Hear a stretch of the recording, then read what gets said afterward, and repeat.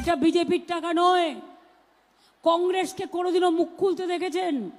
100 দিনের কাজে মোদী সরকার যে 3 বছর কাজ বন্ধ করে রেখে দিল, একটা টাকাও যারা কাজ করেছে কষ্ট করে তাদের দিল না।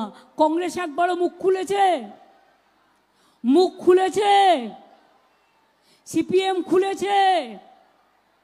শুধু মমতা ব্যানার্জিকে গালাগালি দিলে হয়ে যাবে?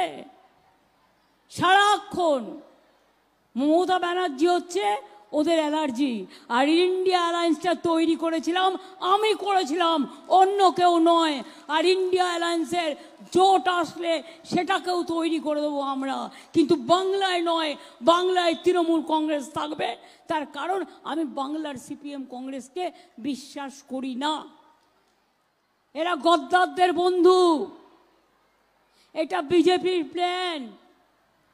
কিছু ভোট কংগ্রেস কাটুক, কিছু ভোট সিপিএম কাটুক, মাঝখান থেকে বিজেপি জিতুক, তৃণমূল যাতে জিততে না পারে। কারণ তৃণমূল জিতলে আপনারা দেখেছেন পার্লামেন্টে 1 নম্বর লড়াই বিজেপির বিরুদ্ধে যদি কেউ করে থাকে তৃণমূল কংগ্রেস, আর কেউ নয়। যখন এনআরসি হয়েছিল কোথায় ছিল অন্য রাজনৈতিক দলগুলো? আমরা রাস্তায় রাস্তায় ঘুরে বেড়েছি।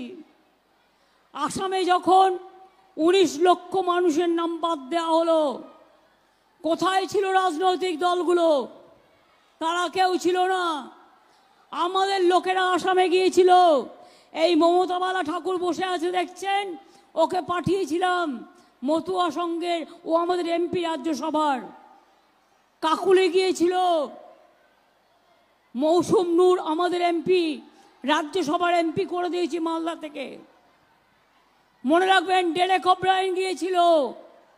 আর তাদের আসামে ঢুকতে পর্যন্ত দেওয়া হয়নি, তাদের ওপর অত্যাচার করা হয়েছিল 19 লক্ষ লোকের নাম বাদ দিয়ে। আবার এখন কি বলছে? এখন বলছে আবার এনআরসি করবে। ক্যান নোটিশ জারি করেছে, আর ইউনিফর্ম সিভিল কোডের নোটিশও ম্যানিফেস্টোয় দিয়ে দিয়েছে। আপনারা কি চান এনআরসি হোক?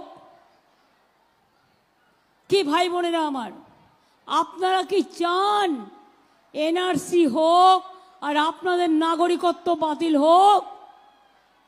তাহলে জোরে বলুন। এতক্ষণ চিৎকার করছিলেন, বলুন জোরে, না না না। এনআরসি চান? একবার বললে হবে না, না না না। কে চান? ইউনিফর্ম সিভিল কোড চান? ধর্মে ধর্মে লড়াই চান? দাঙ্গা চান? ভাগাভাগি চান? বিভাজনের রাজনীতি চান? যদি না চান তাহলে মনে রাখবেন, আমি ওয়াদা করে যাচ্ছি, এটা আমার আত্মবিশ্বাস, আমি যেটা বলি সেটা আমি করি। মনে রাখবেন, জীবন দেওয়ার জন্য তৈরি থাকবো, তাও বাংলার মাটিতে এনআরসি করতে দেব না, ক্যা করতে দেব না, ইউনিফর্ম সিভিল কোড করতেও দেব না।